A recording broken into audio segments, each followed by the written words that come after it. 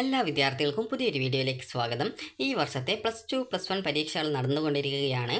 അപ്പോൾ വിദ്യാർത്ഥികൾക്ക് ഇനിയുള്ള പരീക്ഷ എന്ന് പറയുന്നത് മാർച്ച് 10-ാം തീയതി തിങ്കളാഴ്ചയാണ്. തിങ്കളാഴ്ച +2 വിദ്യാർത്ഥികൾക്കാണ് പരീക്ഷയുള്ളത്. +2 വിദ്യാർത്ഥികൾക്ക് chemistry, history, Islamic history and culture, business studies, communicative English എന്നിവയാണ് +2 വിദ്യാർത്ഥികൾക്കുള്ള പരീക്ഷ എന്ന് പറയുന്നത്. അപ്പോൾ വിദ്യാർത്ഥികൾക്ക് ഇനി +1 വിദ്യാർത്ഥികൾക്കാണെങ്കിൽ ഈ ഒരു 11-ാം തീയതി ചൊവ്വാഴ്ചയാണ് പരീക്ഷയുള്ളത്. മാർച്ച് 11-ാം തീയതി ചൊവ്വാഴ്ചയാണ് +1 വിദ്യാർത്ഥികൾക്കുള്ള പരീക്ഷയുള്ളത്. അപ്പോൾ അതിനോടൊപ്പം ഇംപ്രൂവ്മെൻറ്റ് അതുപോലുള്ള വിദ്യാർത്ഥികൾ ഉണ്ടെങ്കിൽ അങ്ങനെയുള്ള വിദ്യാർത്ഥികൾക്കും ആ ഒരു ദിവസം തന്നെയാണ് പരീക്ഷയുള്ളത്. Home science, Gandhian studies, philosophy, journalism, computer science, statistics എന്നിവയാണ് +1 വിദ്യാർത്ഥികൾക്കുള്ള പരീക്ഷ എന്ന് പറയുന്നത്. +2 വിദ്യാർത്ഥികൾക്ക് തിങ്കളാഴ്ചയാണ്, അതായത് തിങ്കളാഴ്ചയാണ് പരീക്ഷ. മാർച്ച് 10-ാം തീയതി തിങ്കളാഴ്ചയാണ് പരീക്ഷ. +2 വിദ്യാർത്ഥികൾക്ക് chemistry, history, Islamic history and culture, business studies, communicative English എന്നിവയാണ് പരീക്ഷയായിട്ടുള്ളത്. അപ്പോൾ വിദ്യാർത്ഥികൾ ഒരു വിദ്യാർത്ഥി ചോദിച്ച സംശയമായിരുന്നു കെമിസ്ട്രി പരീക്ഷ രാവിലെയാണോ എന്നുള്ളത്. അപ്പോൾ നിങ്ങൾക്ക് പരീക്ഷ സംബന്ധിച്ച് എന്തെങ്കിലും മാറ്റം ഉണ്ടെങ്കിൽ, അതായത് സമയം സംബന്ധിച്ച് എന്തെങ്കിലും മാറ്റം ഉണ്ടെങ്കിൽ നിങ്ങളെ സ്കൂളിൽ നിന്ന് പരീക്ഷയുടെ തലേന്ന്, അതായത് നിങ്ങൾക്ക് എപ്പോഴാണോ ഏറ്റവും ലാസ്റ്റ് പരീക്ഷ ഉണ്ടായിരുന്നത് ആ ഒരു ദിവസം നിങ്ങളെ സ്കൂളിൽ നിന്ന് അറിയിച്ചിട്ടുണ്ടാകും. അതുപോലെ തന്നെ ഈ ഒരു അനൗൺസ് വഴിയോ അല്ലെങ്കിൽ നോട്ടീസ് മുഖേനയോ ക്ലാസ്സിൽ നിങ്ങളെ ആ ഒരു വിവരം അറിയിച്ചിട്ടുണ്ടാകും. നിലവിൽ അങ്ങനെയൊന്നും അറിയിച്ചിട്ടില്ലെങ്കിൽ നിങ്ങളുടെ പരീക്ഷ ഉച്ചയ്ക്ക് തന്നെയാണ്, അതായത് ഉച്ചയ്ക്ക് 1:30 മുതൽ 3:45 വരെയാണ് 40 മാർക്കിലെ കെമിസ്ട്രി പരീക്ഷ ഉള്ളത്. അപ്പോൾ വിദ്യാർത്ഥികൾ ശ്രദ്ധിക്കേണ്ടത് ഉച്ചയ്ക്ക് തന്നെയാണ് നിങ്ങളുടെ പരീക്ഷ ഉള്ളത്. നിലവിൽ 29-ാം തീയതി നടക്കുന്ന +1ൻ്റെ ഇംഗ്ലീഷ് പരീക്ഷയാണ് രാവിലത്തേക്ക് മാറ്റിയിട്ടുള്ളത്. ബാക്കി എല്ലാ സബ്ജക്റ്റുകളും ഉച്ചയ്ക്ക് ശേഷം തന്നെയാണ് പരീക്ഷ സമയം. അപ്പോൾ വിദ്യാർത്ഥികൾക്ക് ഈ ഒരു പരീക്ഷാ സമയത്തിൽ എന്തെങ്കിലും മാറ്റമുണ്ടെങ്കിൽ നിങ്ങളെ സ്കൂളിൽ നിന്ന് ആ ഒരു കാര്യം അറിയിക്കുന്നതായിരിക്കും. അപ്പോൾ നിലവിൽ പ്രത്യേകിച്ച് പരീക്ഷയുടെ സമയത്തിൽ ഈ ഒരു ബാക്കി പരീക്ഷയുടെ സമയത്തിൽ മാറ്റമില്ല. അപ്പോൾ ഈ ഒരു കെമിസ്ട്രി പരീക്ഷ ഉച്ചയ്ക്ക് 1:30 മുതൽ 3:45 വരെയാണ്. അപ്പോൾ വിദ്യാർത്ഥികൾ നന്നായിട്ട് ഈ ഒരു പരീക്ഷയ്ക്ക് പഠിച്ച് കൂടുതൽ മാർക്ക് വാങ്ങിക്കാനായിട്ട് ശ്രദ്ധിക്കുക. അതുപോലെ തന്നെ നേരത്തെ തന്നെ സ്കൂളിൽ എത്താനായിട്ടും ശ്രദ്ധിക്കുക. അപ്പോൾ വിദ്യാർത്ഥികൾ പ്രധാനമായിട്ടും ചോദിക്കുന്ന പ്രധാനപ്പെട്ട കാര്യമാണ് +2 ജയിക്കാനായിട്ട് എത്ര മാർക്ക് നേടണം എന്നുള്ളത്. അപ്പോൾ വിദ്യാർത്ഥികൾക്ക് ആദ്യം തന്നെ നമുക്ക് ബയോളജിയുടേത് നോക്കാം. ബയോളജിയുടെ നോക്കുന്ന സമയത്ത് അതിൽ നിങ്ങൾക്ക് ഈ ഒരു സുവോളജി, ബോട്ടണി എന്നിങ്ങനെ 2 പേപ്പേഴ്സാണ് ഉണ്ടാവുക. അപ്പോൾ നിങ്ങൾക്ക് ഈ ഒരു ബോട്ടണി ആയാലും, അതായത് ബോട്ടണി ആയാലും അല്ലെങ്കിൽ സുവോളജി ആയിരുന്നാലും നിങ്ങൾക്കത് 30-37 രീതിയിലാണ് അതിൻ്റെ മാർക്ക് ഒരു വർഷം വരുന്നത്. ടോട്ടൽ 60-ലാണ് വരിക. അപ്പോൾ നിങ്ങൾക്ക് ഈ ഒരു ബോട്ടണിക്കും സുവോളജിക്കും രണ്ടും ടോട്ടലായിട്ട് കിട്ടിയിട്ടുള്ള, അതായത് നിങ്ങൾക്ക് എഴുത്തു പരീക്ഷയിൽ കിട്ടിയിട്ടുള്ള മാർക്ക് എന്ന് പറയുന്നത് 60 ആയിരിക്കും. അപ്പോൾ 60 നിങ്ങൾക്ക് ഇപ്പോൾ ഒരു ഉദാഹരണത്തിന് നിങ്ങൾക്ക് ബോട്ടണിക്ക് 4 മാർക്കാണ് കിട്ടിയത്, സുവോളജിക്ക് ഈ ഒരു 30, അതായത് നിങ്ങൾക്കൊരു 25 മാർക്കാണ് കിട്ടിയത് എന്ന് കരുതുക. അപ്പോൾ അങ്ങനെയെങ്കിൽ നിങ്ങൾ ജയിച്ചിട്ടുണ്ടോ എന്ന് ചോദിച്ചു കഴിഞ്ഞാൽ നിങ്ങൾ ജയിച്ചിട്ടുണ്ട്. കാരണം 4ഉം 25 കൂട്ടുന്ന സമയത്ത് 29 മാർക്ക് കിട്ടി. അപ്പോൾ 60-ൽ 29 എന്ന് പറയുമ്പോൾ അതായത് ജയിക്കാനായിട്ട് 18 മാർക്കേ വേണ്ടൂ. എന്നാൽ 29 മാർക്ക് കിട്ടിയതുകൊണ്ട് നിങ്ങൾ ജയിച്ചിട്ടുണ്ട് എന്ന് മനസ്സിലാക്കാം. അതുപോലെ തന്നെ നിങ്ങൾക്ക് ഈ ഒരു +1ൻ്റെയും +2ൻ്റെയും ടോട്ടൽ ഈ ഒരു ബോട്ടണിക്കും സുവോളജിക്കും കിട്ടിയ മാർക്ക് ടോട്ടൽ കൂട്ടുന്ന സമയത്ത് ഈ ഒരു 2 വർഷത്തെ മാർക്ക് നോക്കുന്ന സമയത്ത് അത് 120-ലാണ് വരിക. 120-ൽ നിങ്ങൾക്ക് 36 മാർക്ക് നിങ്ങൾക്ക് കിട്ടിയിട്ടുണ്ട് എങ്കിൽ നിങ്ങൾ ആ ഒരു സബ്ജക്റ്റ് ജയിച്ചതായിട്ട് കണക്കാക്കുന്നതായിരിക്കും. അതുപോലെ തന്നെ വിദ്യാർത്ഥികൾക്ക് ബാക്കിയുള്ള സബ്ജക്റ്റിൻ്റെ കാര്യം നമുക്ക് നോക്കാം. ബാക്കിയുള്ള ഏതൊരു സബ്ജക്റ്റ് തന്നെയായിരുന്നാലും നിങ്ങൾക്ക് ഈ ഒരു 60 മാർക്കിൻ്റെ എഴുത്ത് പരീക്ഷയുള്ള സബ്ജക്റ്റ് ആണെങ്കിൽ 2 വർഷം കൂടിയിട്ട് എഴുത്ത് പരീക്ഷയിൽ നിങ്ങൾക്ക്, അതായത് ഈ ഒരു എഴുതിയിട്ട് കിട്ടിയ മാർക്ക് CE കൂട്ടില്ല, അതുപോലെ പ്രാക്ടിക്കലും കൂട്ടില്ല. ഇത് കൂടാതെ എഴുത്ത് പരീക്ഷയിൽ മാത്രം കിട്ടിയ മാർക്ക് 36 മാർക്ക് 2 വർഷം കൂടിയിട്ട്, അതായത് +1ലെയും +2ലെയും മാർക്ക് ടോട്ടൽ എഴുത്ത് പരീക്ഷയിൽ കിട്ടിയ മാർക്ക് 36 കിട്ടിയിട്ടുണ്ടായിരിക്കണം. അതുപോലെ 80 മാർക്കിൻ്റെ പരീക്ഷ ആണെങ്കിൽ അതിൽ നിങ്ങൾക്ക് 2 വർഷത്തെ മാർക്ക് ടോട്ടൽ കൂട്ടുന്ന സമയത്ത് നിങ്ങൾക്ക് 48 മാർക്ക് നിങ്ങൾക്ക് നേടിയിട്ടുണ്ടായിരിക്കണം. അങ്ങനെയെങ്കിൽ നിങ്ങൾ ആ ഒരു +2ൻ്റെ സബ്ജക്റ്റ് ജയിച്ചതായിട്ട് കണക്കാക്കുന്നതായിരിക്കും. ഇനി അതുപോലെ തന്നെ വിദ്യാർത്ഥികൾ ചോദിക്കുന്നതാണ് +1ന് എനിക്ക് ഇത്ര മാർക്കുണ്ട്, അങ്ങനെയെങ്കിൽ +2ന് ഞാൻ എത്ര മാർക്ക് നേടണം എന്നുള്ളത്. അപ്പോൾ വിദ്യാർത്ഥികൾക്ക് ഇപ്പോൾ ഈ ഒരു നേരത്തെ പറഞ്ഞതുപോലെ തന്നെ 80 മാർക്കിൻ്റേതാണെങ്കിൽ 48 മാർക്ക് 2 വർഷം കൂടി ജയിക്കാൻ വേണമെന്ന് പറഞ്ഞു. 60 മാർക്കാണെങ്കിൽ അതിൽ 36 മാർക്ക് വേണം എന്ന് പറഞ്ഞു. അപ്പോൾ നിങ്ങൾക്ക് +1ന് നിങ്ങൾക്ക് ഇത്ര മാർക്ക് കിട്ടിയിട്ടുണ്ട്. അപ്പോൾ +2ന് ജയിക്കാനായിട്ട് എത്ര മാർക്ക് നേടണം എന്നുള്ളത് നോക്കാനായിട്ട് നിങ്ങൾ ചെയ്യേണ്ടത് 60 മാർക്കിലെ സബ്ജക്റ്റ് ആണോ അല്ലെങ്കിൽ 80 മാർക്കിലെ സബ്ജക്റ്റ് ആണോ എന്നുള്ളത് ആദ്യം നിങ്ങൾ നോക്കുക.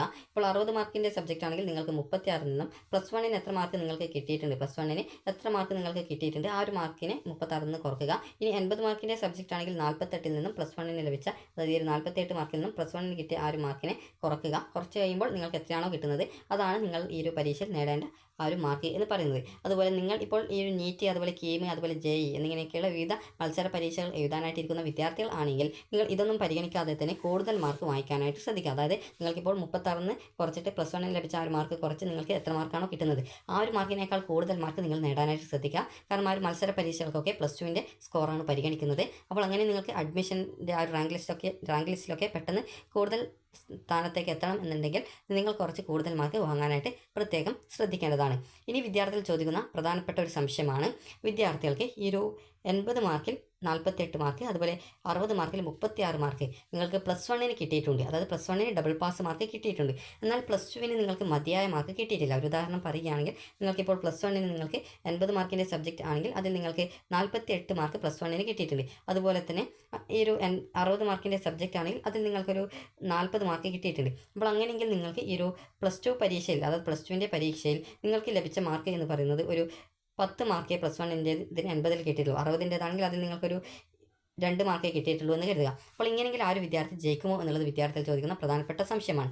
അപ്പോൾ നിങ്ങൾക്ക് ഈ ഒരു ടോട്ടൽ കൂട്ടിയിട്ടാണ് +1ൻ്റെയും +2ൻ്റെയും ടോട്ടൽ കൂട്ടിയിട്ടാണ് നിങ്ങൾക്ക് ജയിച്ചിട്ടുണ്ടോ ഇല്ലയോ എന്നുള്ളത് നോക്കുക. +1ൻ്റെയും +2ൻ്റെയും എഴുത്ത് പരീക്ഷയിൽ നിങ്ങൾക്ക് ലഭിച്ച ആ ഒരു സബ്ജക്റ്റിൻ്റെ മാർക്ക് കൂട്ടുന്ന സമയത്ത് അത് 80 മാർക്കുള്ള സബ്ജക്റ്റ് ആണെങ്കിൽ അതിൽ നിങ്ങൾക്ക് 48 കിട്ടിയിട്ടുണ്ടോ എന്നുള്ളതും 60 മാർക്കിൻ്റെ സബ്ജക്റ്റ് ആണെങ്കിൽ അതിൽ നിങ്ങൾക്ക് 36 മാർക്ക് കിട്ടിയിട്ടുണ്ടോ എന്നുള്ളതുമാണ് നോക്കുക. അപ്പോൾ ഇവിടെ നോക്കുന്ന സമയത്ത് ഇത് ടോട്ടൽ കൂട്ടുന്ന സമയത്ത് നിങ്ങൾക്ക് കാണാം 58 മാർക്കുണ്ട്. അതായത് 48ആണ് ജയിക്കാൻ വേണ്ട മിനിമം മാർക്ക്.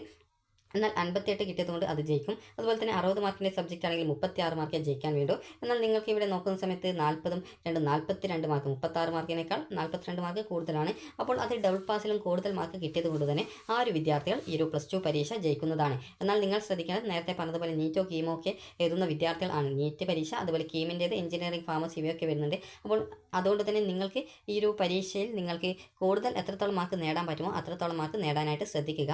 കാരണം നീറ്റിൻ്റെ ആ ഒരു യോഗ്യതയ്ക്കൊക്കെ നോക്കുന്ന സമയത്ത് നിങ്ങളുടെ +2ൻ്റെ മാർക്കേ പരിഗണിക്കുള്ളൂ, +1ൻ്റേത് നോക്കില്ല. അതുകൊണ്ട് തന്നെ നിങ്ങൾ കൂടുതൽ മാർക്ക് വാങ്ങിക്കാനായിട്ട് പ്രത്യേകം ശ്രദ്ധിക്കേണ്ടതാണ്. ഇനി വിദ്യാർത്ഥികൾ ചോദിക്കുന്ന കാര്യമാണ് +2ൻ്റെ സേ പരീക്ഷയുടെ കാര്യം. അപ്പോൾ +2ൻ്റെ സേ പരീക്ഷയും അതുപോലെ തന്നെ ഇംപ്രൂവ്മെൻറ്റ് പരീക്ഷയും ഉണ്ട്. അപ്പോൾ വിദ്യാർത്ഥികൾക്ക് ഒന്നുകിൽ സേ പരീക്ഷ എഴുതാം, അതല്ലെങ്കിൽ ഇംപ്രൂവ്മെൻറ്റിന് അപേക്ഷിക്കാം. ഏതെങ്കിലും ഒന്ന് മാത്രമേ പറ്റുള്ളൂ, ഒന്നുകിൽ സേ അല്ലെങ്കിൽ ഇംപ്രൂവ്മെൻറ്റ്. അതുകൊണ്ടാണ് സേ ഓർ ഇംപ്രൂവ്മെൻറ്റ് എന്ന് പറയുന്നത്. അപ്പോൾ ഇംപ്രൂവ്മെൻറ്റ് എന്ന് പറയുന്നത് നിങ്ങൾക്ക് ഒരു വിഷയമാണ് ഇംപ്രൂവ്മെൻറ്റ് ചെയ്യാനായിട്ട് +2ന് സാധിക്കുക. അത് നിങ്ങൾ +1 ഇംപ്രൂവ്മെൻറ്റ് ചെയ്ത വിദ്യാർത്ഥി ആയിരുന്നാലും +2ന് ഒരു സബ്ജക്റ്റ് മാത്രമേ ഇംപ്രൂവ്മെൻറ്റ് ചെയ്യാനുള്ള ഒരു അവസരമുള്ളൂ. 500 രൂപയാണ് ഫീസ് വരിക. അതുപോലെ ഇംപ്രൂവ്മെൻറ്റ് എഴുതി കഴിഞ്ഞാൽ റിസൾട്ട് ഏകദേശം ജൂലൈ ലാസ്റ്റോട്ടാണ് വരിക. അതുപോലെ തന്നെ നിങ്ങൾക്ക് നിങ്ങളുടെ സർട്ടിഫിക്കറ്റിൽ നമ്പർ ഓഫ് ചാൻസ് 2 എന്നുണ്ടാകുമെന്ന് ചോദിക്കാറുണ്ട്. നമ്പർ ഓഫ് ചാൻസ് 1 എന്ന് മാത്രമേ ഉണ്ടാവുള്ളൂ. നമ്പർ ഓഫ് ചാൻസ് 1 എന്നുള്ളത് എല്ലാ വിദ്യാർത്ഥികളുടെ ആ ഒരു സർട്ടിഫിക്കറ്റിലും കൃത്യമായിട്ട് രേഖപ്പെടുത്തിയിട്ടുള്ളതാണ് നമ്പർ ഓഫ് ചാൻസ് 1. അതായത് നിങ്ങൾ എത്ര തവണ വിജയിക്കാനായിട്ട് പരീക്ഷ എഴുതി എന്നാണ് ഉദ്ദേശിക്കുന്നത്. അത് നമ്പർ ഓഫ് ചാൻസ് 1 എന്ന് മാത്രമാണ് ഇംപ്രൂവ്മെൻറ്റ് എഴുതിയ വിദ്യാർത്ഥികളുടെ സർട്ടിഫിക്കറ്റിൽ ഉണ്ടാവുള്ളൂ. ഇംപ്രൂവ്മെൻറ്റ് എഴുതി കഴിഞ്ഞാൽ അതിന് സെപ്പറേറ്റ് ഒരു സർട്ടിഫിക്കറ്റ്, ഇംപ്രൂവ്മെൻറ്റിൻ്റെ സർട്ടിഫിക്കറ്റ് നിങ്ങൾക്ക് കിട്ടുന്നതാണ്.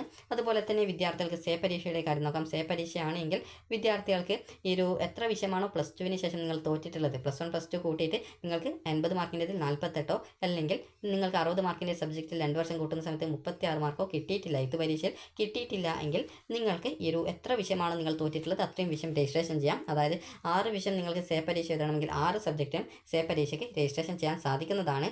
പ്രത്യേകം ശ്രദ്ധിക്കേണ്ടത് നിങ്ങൾ കമ്പാർട്ട്മെൻറ്റൽ വിഭാഗം, അതായത് +2 തോറ്റ ശേഷം വീണ്ടും ജയിക്കാനായിട്ടിരിക്കുന്ന വിദ്യാർത്ഥികൾ ആണെങ്കിൽ ഈ ഒരു +2 പബ്ലിക് എക്സാമിനേഷൻ്റെ രജിസ്ട്രേഷൻ ചെയ്ത ആ ഒരു പരീക്ഷ നിർബന്ധമായിട്ടും എഴുതേണ്ടതായിട്ടുണ്ട്. അങ്ങനെ എഴുതിയിട്ട് ജയിക്കാൻ സാധിക്കാതെയാണെങ്കിൽ നിങ്ങൾക്കും ഈ ഒരു +2ൻ്റെ സേ പരീക്ഷ എഴുതാനുള്ള അവസരമുണ്ട്. അതായത് അതിന് രജിസ്ട്രേഷൻ ചെയ്ത് നിങ്ങൾക്ക് പരീക്ഷ എഴുതാം. എന്നാൽ കമ്പാർട്ട്മെൻറ്റൽ വിഭാഗം വിദ്യാർത്ഥികൾ നിലവിൽ ഇപ്പോൾ +2 പബ്ലിക് എക്സാമിനേഷനിൽ ഈ ഒരു കമ്പാർട്ട്മെൻറ്റലായിട്ട് പരീക്ഷ എഴുതാതിരിക്കുകയാണ്, അതായത് അപേക്ഷ സമർപ്പിച്ചു എന്നാൽ നിങ്ങൾ പരീക്ഷ എഴുതിയിട്ടില്ല എങ്കിൽ അതിൻ്റെ രജിസ്ട്രേഷൻ റദ്ദ് ചെയ്യപ്പെടും എന്നുള്ളത് പ്രത്യേകം ശ്രദ്ധിക്കുക.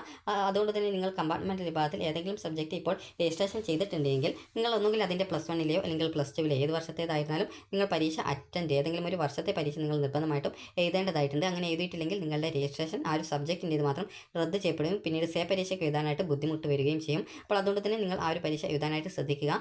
അതുപോലെ തന്നെ നിങ്ങൾക്ക് പിന്നീട് ഈ ഒരു പരീക്ഷയ്ക്ക് ശേഷം ജയിച്ചിട്ടില്ല, തോൽക്കുകയാണെങ്കിൽ നിങ്ങൾക്ക് ഈ ഒരു വീണ്ടും +2ൻ്റെ സേ പരീക്ഷയ്ക്ക്, അതായത് ഈ ഒരു ഏപ്രിൽ മാസമാണ് രജിസ്ട്രേഷൻ വരിക. അതുപോലെ തന്നെ അതിൻ്റെ പ്രാക്ടിക്കൽ എഴുതാത്ത വിദ്യാർത്ഥികൾക്ക് മെയ് മാസത്തിൽ പ്രാക്ടിക്കലും ജൂൺ മാസത്തിൽ പരീക്ഷ, അതായത് തിയറി പരീക്ഷയും നടത്തുന്നതാണ്. അതുപോലെ തന്നെ +2ൻ്റെ സേ പരീക്ഷ നിങ്ങൾ എഴുതുകയാണെങ്കിൽ നിങ്ങളുടെ സർട്ടിഫിക്കറ്റിൽ നമ്പർ ഓഫ് ചാൻസ് 2 എന്ന് ഉണ്ടാകും. അപ്പോൾ നമ്പർ ഓഫ് ചാൻസ് 2 എന്ന് പറഞ്ഞാൽ നിങ്ങൾ രണ്ടാമതായിട്ട് ഈ ഒരു പരീക്ഷ വീണ്ടും എഴുതിയിട്ട് ജയിക്കാനായിട്ട് നോക്കിയിട്ടുണ്ട് എന്നുള്ളതാണ് നമ്പർ ഓഫ് ചാൻസ് 2 എന്നതുകൊണ്ട് ഉദ്ദേശിക്കുന്നത്. ഈ ഒരു 2 എന്ന് വരുന്നത് കൊണ്ട് പ്രത്യേകിച്ച് പ്രോബ്ലം ഒന്നുമില്ല. അതുപോലെ തന്നെ നിങ്ങൾ കമ്പാർട്ട്മെൻറ്റ് വിഭാഗം ആണെങ്കിൽ നിങ്ങൾ എത്ര തവണ ജയിക്കാനായിട്ട് പരീക്ഷ എഴുതിയിട്ടുണ്ട്, എത്ര തവണ +2 സേ പരീക്ഷ എഴുതുകയും അതിനുശേഷം പിന്നീട് എത്രത്തോളം പരീക്ഷ വീണ്ടും ജയിക്കാനായിട്ട് എഴുതുന്നുവോ അതനുസരിച്ച് നിങ്ങളുടെ സർട്ടിഫിക്കറ്റിൽ നമ്പർ ഓഫ് ചാൻസ് 3, 4 ഈ ഒരു രീതിയിൽ ചേഞ്ച് ചെയ്യപ്പെടുന്നത് ആയിരിക്കുമെന്നത് പ്രത്യേകം ശ്രദ്ധിക്കുക. ഇംപ്രൂവ്മെൻറ്റ് എഴുതുന്ന വിദ്യാർത്ഥികളുടെ സർട്ടിഫിക്കറ്റിൽ നമ്പർ ഓഫ് ചാൻസ് 1 എന്ന് മാത്രമേ ഉണ്ടാവുള്ളൂ. അപ്പോൾ സേ എഴുതുകയാണെങ്കിൽ അതിൽ നമ്പർ ഓഫ് ചാൻസ് 2 എന്നാണ് ഉണ്ടാവുക. നിങ്ങൾക്ക് ഈ ഒരു 2 വർഷം കൂടിയിട്ട് 80-ൽ നിങ്ങൾക്ക് ഈ ഒരു 48 മാർക്കും അതുപോലെ 60 മാർക്കിൽ 36 മാർക്കും കിട്ടിയിട്ടില്ലെങ്കിൽ മാത്രമാണ് നിങ്ങൾ ഈ ഒരു +2ൻ്റെ സബ്ജക്റ്റ്, അതായത് എഴുത്ത് പരീക്ഷയിൽ ഈ ഒരു മാർക്ക് കിട്ടിയിട്ടില്ലെങ്കിൽ മാത്രമാണ് +2ൻ്റെ ആ ഒരു സബ്ജക്റ്റ് തോൽക്കുന്നത്. അങ്ങനെ തോൽക്കുകയാണെങ്കിൽ നിങ്ങൾക്ക് +2ൻ്റെ റിസൾട്ട് വന്ന ശേഷം തൊട്ടടുത്ത ദിവസം മുതൽ നിങ്ങൾക്ക് +2 സേ പരീക്ഷയ്ക്കുള്ള അപേക്ഷ സ്കൂളുകളിൽ മുകളിൽ നൽകാവുന്നതാണ്.